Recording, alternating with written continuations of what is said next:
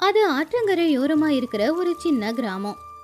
அந்த மொத்த ஊர்லயுமே ஒரு 10 குடும்பம் தான் வாழ்ந்துகிட்டு இருக்கோம், அவ்வளவுதான்.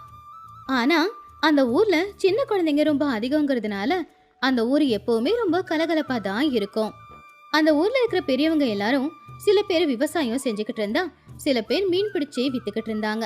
அந்த ஊர்ல இந்த 2 வேலைகள் தான் இருந்துச்சு. அந்த ஊரு பார்க்க பச்சை பசேல்னு பெரிய பெரிய மரங்களோட, சுத்திலும் வயல்வெளியோட, அங்கங்க ஓடிக்கிட்டு இருக்கிற ஆறோட பார்க்கிறதுக்கு ரொம்பவும் அழகா இருந்துச்சு. அந்த ஊர்ல இருக்கிற ஆறு ரொம்பவும் பெரிய ஆறு அப்படிங்கிறதுனால அங்க யாருக்குமே தண்ணி பஞ்சம் வந்ததே இல்ல. இப்படி இருக்கிற அந்த கிராமத்துல ஒரு நாள் சாயந்தர நேரம் சூரியன் அஸ்தமயமாகியும் இருட்டாகவே இல்ல. அதனால யாருக்கும் எதுவுமே புரியல. எல்லாருமே வானிலையில ஏதாவது பிரச்சனை இருக்கும், ஏதாவது ஆபத்து இருந்தா அதிகாரிகளே வந்து சொல்லுவாங்க அப்படின்னு நினைச்சுக்கிட்டு அமைதியா ஆயிட்டாங்க. ஆனா பசங்க மட்டும் இதுதான் சரியான வாய்ப்புன்னு நினைச்சுக்கிட்டு வெளியில சந்தோஷமா விளையாடிக்கிட்டு இருந்தாங்க. ஆம்பளைங்க எல்லாரும் கூட வெளிச்சம்தான் இருக்கே, வேலை செய்யலான்னு செஞ்சுக்கிட்டு இருந்தாங்க. ஆனா வீட்டுல இருக்கிற பெண்கள் மட்டும் மணி 7 ஆச்சு, இன்னும் பிள்ளைங்களும் சரி புருஷனும் வீட்டுக்கு வரலையே அப்படின்னு காத்துக்கிட்டு இருந்தாங்க. அந்த ஊரோட தலைவரான ரங்கையாவும் இன்னும் வீட்டுக்கு வரலையே அப்படின்னு அவருடைய பொண்டாட்டி வெளியில வாசல்ல வந்து நின்னு பாத்துக்கிட்டு இருந்தாங்க. அப்பதான் கொஞ்ச தூரத்துல ரங்கையா ஒரு கையில ஒரு மம்முட்டியையும் ஒரு கையில கோடாலையும் பிடிச்சுக்கிட்டு வந்துகிட்டு இருந்தான். அத பார்த்து அப்பாடா வராரு அப்படின்னு நினைச்சாங்க. அப்போ ரங்கையா ராதம்மாவை பார்த்து, இன்னைக்கு இருட்டானதே தெரியலல்ல, அதான் நேரம் போனதே தெரியல அப்படின்னு சொன்னான். ஆ ஆமாங்க, என்னாச்சுன்னே தெரியல. இன்னைக்கு இன்னும் இருட்டாகவே இல்ல, வெளிச்சம் அப்படியே இருக்கிற மாதிரியே இருக்கு. ஆமா, ஊர்ல எல்லாரும் இத பத்தி தான் பேசுறாங்க. ஆமா, வழியில சீனுவை பாத்தீங்களா? அவன் இன்னுமா வீட்டுக்கு வரல? வரலங்க, அவனும் உங்கள மாதிரியே இன்னும் இருட்டாகலையேன்னு சொல்லி விளையாடிக்கிட்டே இருக்கான் போல. சரி, இந்தா இது எல்லாத்தையும் எடுத்து வீட்டுக்குள்ள வை, நான் போய் என்னன்னு பார்த்துட்டு வரேன். சரி, கூட்டிட்டு வாங்க, சாப்பிட்டு போய் படுக்கட்டும். சரி சரி. அப்படி ரங்கையா ஊருக்குள்ள நடந்து போனான். அங்க காலியா இருக்கிற ஒரு மைதானத்துல அந்த ஒரு சேர்ந்த பசங்க எல்லாம் விளையாடிக்கிட்டு இருந்தாங்க. டேய் சீனோ. பசங்க எல்லாருமே விளையாடுறத நிப்பாட்டிட்டு ரங்கையாவை பாத்துக்கிட்டு இருந்தாங்க. அப்ப சீனு அவங்க அப்பா கிட்ட, இதோ வரேன்ப்பா. 7 மணி தாண்டிடுச்சுடா, வா வா வீட்டுக்கு போகலாம். 7 மணி ஆயிடுச்சா? ஆனா இன்னும் ஏன்பா இருட்டல? தெரியலடா, அதான் பார்த்துக்கிட்டு இருக்கேன். இப்பெல்லாம் வானிலையில ஏதோ மாற்றம் வருது போல, இது அதுவா தான் இருக்கும். அப்படியா? அப்பா இன்னும் எனக்கு பசிக்கல, கொஞ்ச நேரம் விளையாடிட்டு வரேன். உன் அம்மா தான் கூட்டிட்டு வர சொல்லி சொன்னா, அப்புறம் பார்த்துக்கோ. ஐயோ, அப்படியா? அப்ப வரேன், இல்லைன்னா அம்மா அடிக்கும். சரி வா. அப்படியே ரங்கையா மத்த குழந்தைங்களையும் பார்த்து, நீங்களும் வீட்டுக்கு போங்கப்பா, மணி 7 ஆயிடுச்சு. அப்புறம் உங்க வீட்டில இருந்தும் வந்து அடிச்சு கூட்டிக்கிட்டு போவாங்க. அத கேட்டு பசங்க எல்லாருமே சரிங்க பெரியப்பா அப்படின்னு சொன்னாங்க. ஊர்ல இருக்கிற குழந்தைங்க எல்லாருமே ரங்கையாவை பெரியப்பான்னு தான் கூப்பிடுவாங்க. அப்படி கூப்பிடுறது ரங்கையாவுக்கும் ரொம்பவே பிடிக்கும். அப்படி பசங்க எல்லாருமே அவங்கவுங்க வீட்டுக்கு போயிட்டாங்க. ரங்கையாவும் சீனுவை கூட்டிக்கிட்டு வீட்டுக்கு போய்கிட்டு இருக்கும்போது அன்னைக்கு நாள் எப்படி இருந்துச்சுன்னு சீனு கிட்ட கேட்டாரு. அப்புறம் இன்னைக்கு நாள் எப்படி போச்சு? இன்னைக்கு பள்ளிக்கூடத்தில் நல்லா தான்ப்பா இருந்துச்சு. கணக்கு வாத்தியார் இன்னைக்கு வரல, மற்றபடி இன்னைக்கு பள்ளிக்கூடம் நல்லா போச்சுப்பா. ஓஹோ, அப்பனா வீட்டுக்கு போய் இன்னைக்கு எழுத வேண்டிய வேலை உனக்கு இருக்காது. ஆமாப்பா, இன்னைக்கு எந்த வேலையும் இல்லை, சாப்பிட்டுட்டு தூங்கணும் அப்படின்னு 2 பேருமே பேசிக்கிட்டே வீட்டுக்கு போனாங்க. அப்ப வீட்டு வாசல்ல ராதம்மா அவங்க 2 பேரும் வருவாங்க அப்படின்னு காத்துக்கிட்டு இருந்தாங்க. புள்ளைய பார்த்ததும், என்னடா இன்னுமா பசிக்கல? இல்லம்மா, வெளிச்சமா இருந்ததால நேரம் போனதே தெரியல. சரி சரி, ஏதாவது ஒண்ணு சொல்லிக்கிட்டு இரு. முக கழுவிட்டு உள்ள வா. இல்லம்மா, நான் குளிச்சிட்டே வரேன், சாப்பாடு எடுத்து வை, சாப்பிட்டுட்டு தூங்குறேன். நீங்களுமா? நானும் குளிச்சிட்டு வரேன், எனக்கும் சாப்பாடு எடுத்து வை.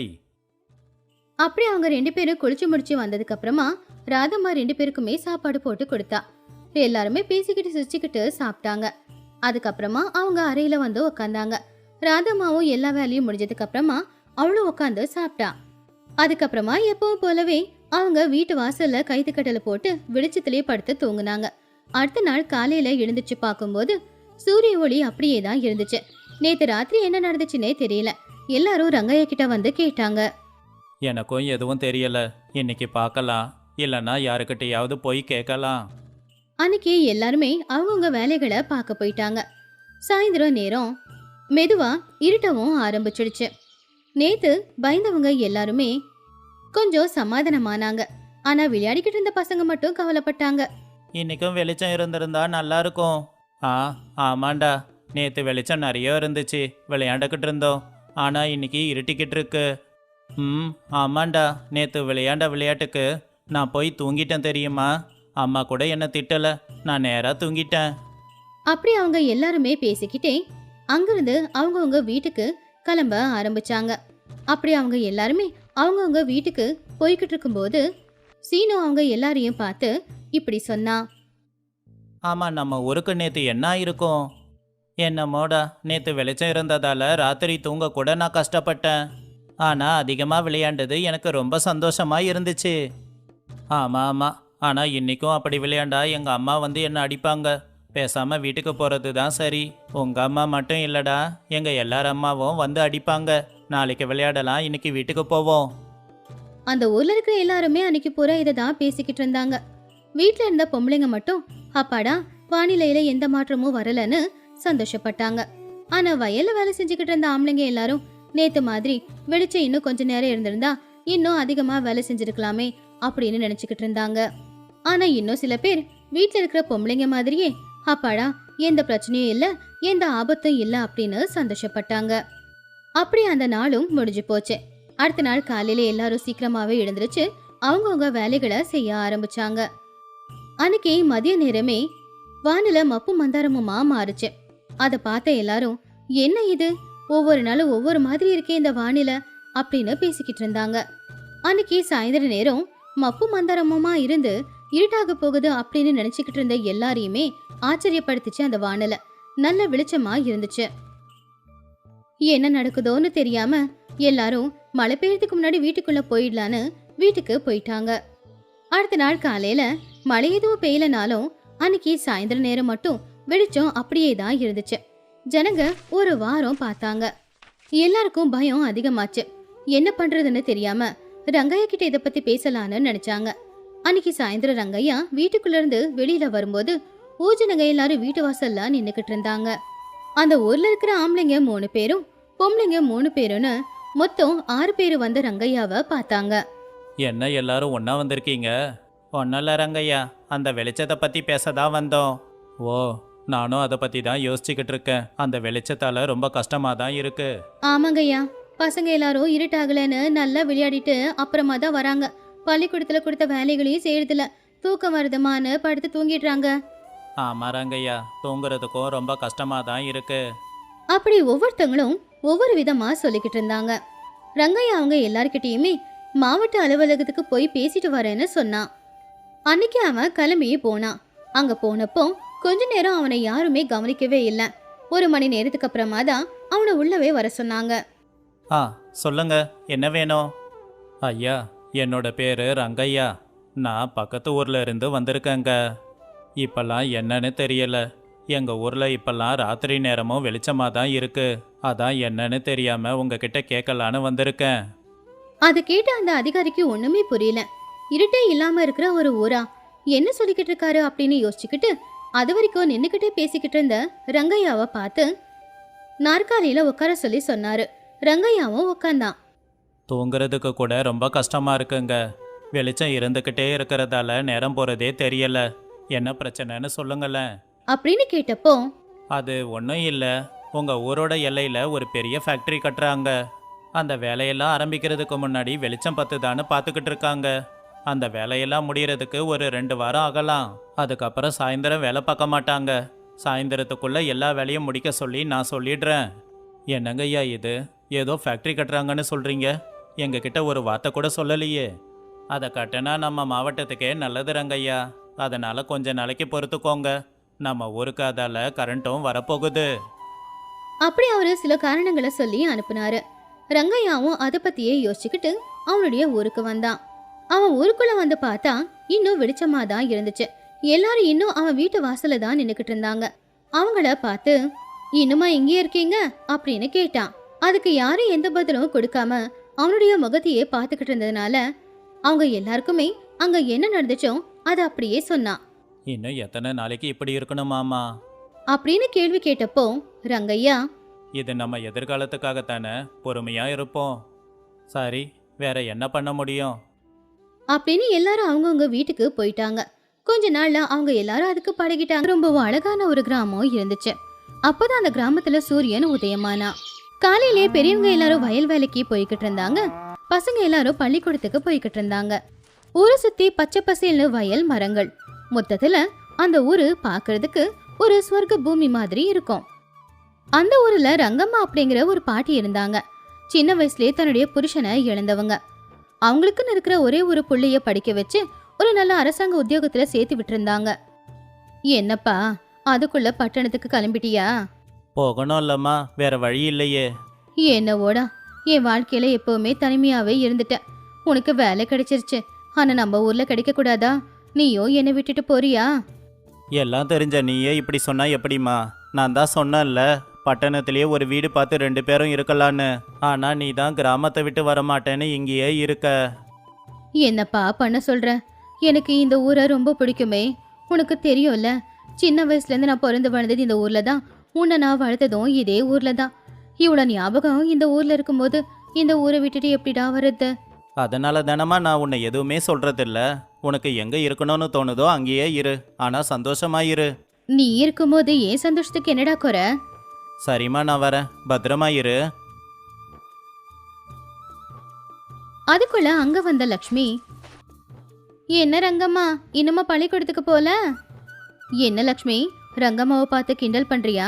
அவங்க ஏன் பள்ளிக்கூடத்துக்கு போகணும்? நான் ஒன்னும் கிண்டல் பண்ணல. உனக்கு விஷயம் தெரியாதா? ரங்கம்மா தினமும் 1 மணி நேரம் பள்ளிக்கூடத்துக்கு போய் பசங்களுக்கு பாடம் எடுக்கிறாங்க. அதுவும் நல்ல நல்ல நீதி கதைகளை சொல்றாங்க. இன்னொரு விஷயம் தெரியுமா? என்னது அது? ரங்கம்மா பள்ளிக்கூடத்துக்கு போய் கதை சொல்ல ஆரம்பிச்சதுல இருந்து பள்ளிக்கூடத்துக்கு போக மாட்டோம்னு அடப்பிடிச்ச பசங்களும் பள்ளிக்கூடத்துக்கு போறாங்க, நல்லாவும் படிக்கிறாங்க. என்னமோன்னு நினைச்சேன். ரங்கம்மா ரொம்ப நல்லவங்க தான், ரொம்ப பொறுமையான ஆளும் கூட. ஆமால. போதும் போதும், புகழ்ந்தது எல்லாம் ஒரேடியா உயரத்துக்கு தூக்குறீங்களே. வயசானவ, அங்கிருந்து விழுந்தா அடிபடாது. அப்படி ரங்கம்மா சொன்னதை கேட்டு கங்கா லட்சுமி 2 பேருமே சிரிச்சாங்க. ரங்கம்மா பள்ளிக்கூடத்துல பசங்க கிட்ட, பசங்களா, இந்த குலம் அப்படின்னா என்ன? உயர்ந்த குலம், தாழ்ந்த குலம் அப்படின்னு நம்ம யோசிக்கிறோம்ல, அதெல்லாம் என்ன? எங்கிருந்து இந்த குலம்ன்றது வந்துச்சு? பெரிய குலத்தை சேர்ந்தவங்களுக்கு சொத்து பத்து நிறைய இருக்கும், சின்ன குலத்தை சேர்ந்தவங்க இவங்க கிட்ட வேலை பார்ப்பாங்க அப்படின்னு உங்களுக்கு சொன்னது யாரு? எங்க அப்பா சொன்னாரு பாட்டி. இங்க பாருங்க பசங்களா, குலம் அப்படிங்கறத எப்படி பார்க்கணும் தெரியுமா? ஒருத்தரை பார்க்கும்போது அவரு நல்லவரா, அவருக்கு நல்ல குணம் இருக்கா, மத்தவங்களுக்கு உதவி செய்வாரா, நல்ல விஷயங்களை பண்ணுவாரா அப்படிங்கறத வச்சுதான் நாம கணக்கு போடணும். ஒரு வகையில நீங்க சொன்ன மாதிரி பணக்காரங்க ஏழைங்க அப்படின்னு 2 வர்க்கத்தை சேர்ந்தவங்க இருக்காங்கன்னு வச்சுக்கோங்க. ஆனா இது எதுவும் நிரந்தரம் இல்லல. இன்னைக்கு பணக்காரனா இருக்கிறவன் நாளைக்கு நஷ்டமாகி ஏழையா ஆகலாம். இன்னைக்கு ஏழையா இருக்கிறவன் கஷ்டப்பட்டு உழைச்சி சம்பாதிச்சு கோடீஸ்வரனா ஆகலாம். அப்ப இதுல குலம் அப்படிங்கறத எப்படி பார்க்க முடியும்? இதை யாராலையும் சொல்ல முடியாது. ஏன்னா குலம் மதம் அப்படின்னு பாக்குறவங்களுக்கெல்லாம் இத பாக்குறதுக்கான அறிவு இருக்காது. இந்த பூமிய சூரியன், சந்திரன், காத்து, தண்ணி தானே நடத்திக்கிட்டு இருக்காங்க. இவ்வளவு பெரிய உலகத்தை நடத்துற இவங்களுக்கே நம்மள யாரு தாழ்ந்தவங்க யாரு உயர்ந்தவங்க அப்படின்னு யோசிக்க மாட்டேங்கிறாங்களே. அப்படி இருக்கும்போது இந்த உலகத்துல வாழ்ற ஒரு சின்ன உயிரின நாம, நமக்கு எதுக்கு இந்த வித்தியாசம் எல்லாம்? இந்த குலங்கிறது நம்மளுடைய முன்னோர்கள் அவங்க குடும்பத்துல நாம பிறந்ததுனால அவங்களா ஏதோ நமக்கு ஒரு பேர் வச்சாங்க, அவ்வளவுதான். ஆனா நாம நல்லவங்களா கெட்டவங்களான்னு பார்த்தெல்லாம் இவங்க இந்த குலத்தை கணிக்கிறது இல்ல. பணம் இருக்கா, அவன் பணக்காரனா ஏழையான்னு பார்த்துதான் எல்லாரும் சொல்லிக்கிட்டு இருக்காங்க. நீங்க சரியா சொன்னீங்க பாட்டி. நம்ம ஊர்ல விவசாயம் செய்யறவங்க இருக்காங்க, துணி துவைச்சி குடுக்கறவங்களும் இருக்காங்க, அப்படியே பசங்களுக்கு பாடம் எடுக்கிற வாத்தியாரங்களும் இருக்காங்க. இப்படி எல்லாரும் வேற வேற தொழில் பாக்குறாங்கல்ல. அப்போல இருந்து வேற வேற தொழில் பாக்குறவங்கள வேற வேற பேர் வச்சு கூப்பிடுவாங்க. குலம் அப்படிங்கிற பேரு வர்றதுக்கு இதுவும் ஒரு காரணம். ஆனா இப்போ நாம அப்படி இல்ல, எல்லாரும் நல்லா படிக்கிறோம், யாரு வேணும்னாலும் எந்த வேலை வேணும்னாலும் செய்யலாம். அதனால எல்லாரும் சமம் அப்படிங்கறத தெரிஞ்சுக்கணும். நம்மள யாராவது கஷ்டப்படுத்தினா நமக்கு எவ்வளவு கஷ்டமா இருக்கு. அதே மாதிரி இந்த குலம் மதம் அப்படின்லாம் சொல்லி நாம இன்னொருத்தங்களை கஷ்டப்படுத்தினா பாவம் அவங்க எவ்வளவு கஷ்டப்படுவாங்க. அதனாலதான் இனிமே இந்த குலம் எல்லாம் நமக்கு இல்ல. நாம எல்லாருமே ஒரு உலகத்துல வாழ்றவங்க. இனிமே குலம் அப்படின்னு யாராவது பேசினாங்கன்னா அவங்க வாய நீங்க தான் மூடணும். சரி பாட்டி, இனி குலம் முதல்ல நாங்க யாரும் பேச மாட்டோம்.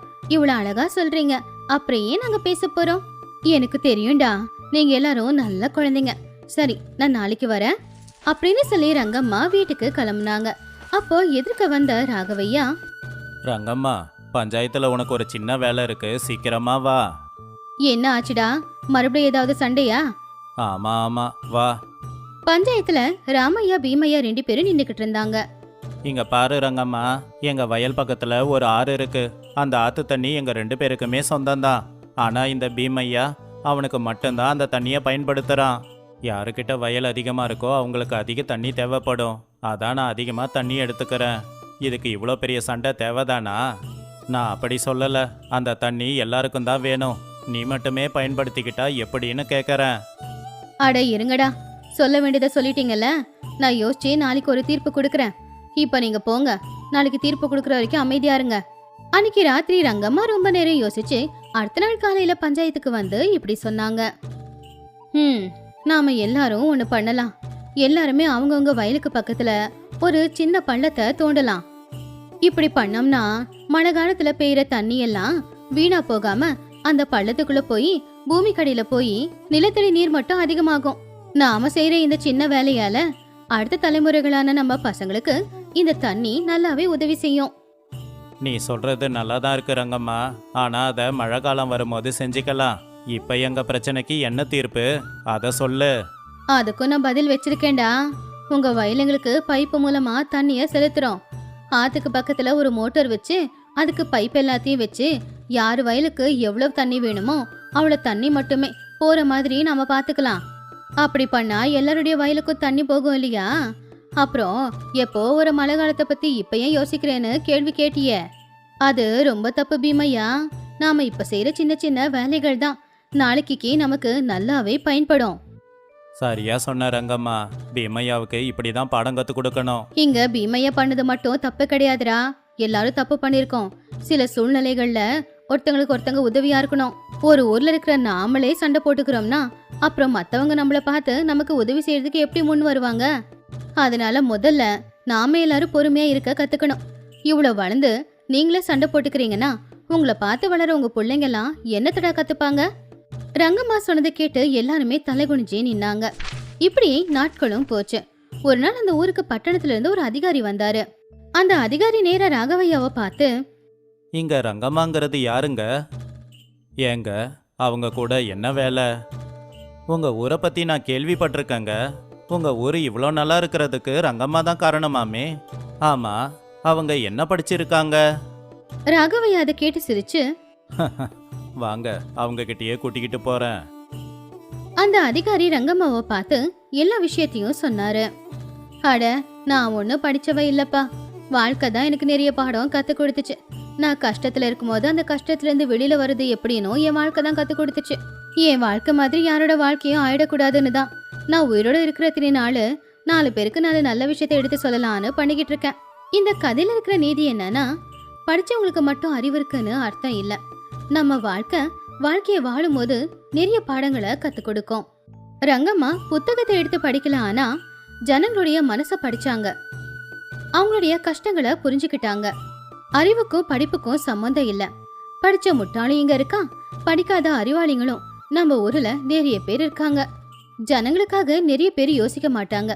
நம்ம ரங்கம்மா மாதிரி சில பேர் மட்டும்தான் யோசிப்பாங்க. அவங்க அவங்களுடைய வாழ்க்கையில பட்ட அனுபவத்தை நமக்கு பாடமா கத்து கொடுப்பாங்க. அந்த பாடத்தை கத்துக்கிட்ட நாம நம்ம வாழ்க்கையில எந்த கஷ்டம் வந்தாலும் கூட அந்த பாடத்தின் மூலமா அதுல இருந்து தப்பிச்சு வந்துடலாம்.